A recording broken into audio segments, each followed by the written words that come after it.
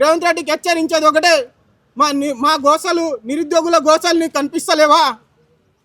నీళ్ళు నిధులు తెచ్చుకున్న మేము నీళ్ళేమో ఆంధ్ర రాష్ట్రానికి పంపిస్తున్నావు, నిధులేమో ఉన్న ఢిల్లీకి పంపిస్తున్నావు, నిధులేమో అసలే లేకపోయే. మేము ఎట్లా చేయాలి? ఈ తెలంగాణలో మేము తెచ్చుకున్న నీళ్లు నిధులని ఇప్పుడు వరకు ఒక్క జనరల్ నోటిఫికేషన్ 2.5 సంవత్సరాలు అయినా మీరు ఒక్క జనరల్ నోటిఫికేషన్ ఇవ్వకపోవడం ఎంతవరకు కరెక్టు?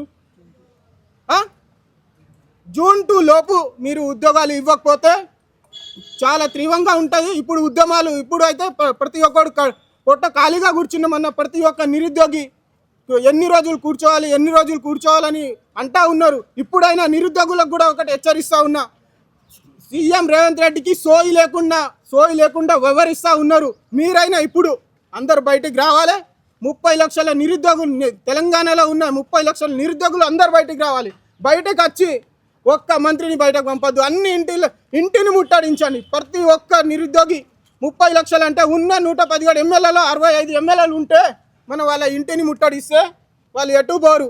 ఎందుకు ఉద్యోగాలు రావు మనకు? మీకు కూడా హెచ్చరిస్తూ ఉన్నాం, మీరు కూడా బయటకు రండి. ఇంకెన్ని రోజులని తిని సోయి లేకుండా వివరిస్తాను. వాళ్ళ జబ్బులు వాళ్ళు నింపుకుంటాను. ఎప్పుడు చూడు వాళ్ళ మంత్రుల పదవుల కోసమైనా వాళ్ళు ఏ రోజు కూడా మనకు నిరుద్యోగుల మీద చర్చ పెట్టిన రోజులు కూడా లేవు. అసెంబ్లీ సాక్షిగా కూడా అబద్ధపు మాటలు హెచ్చరిస్తూ ఉన్నారు, చెప్తా ఉన్నారు.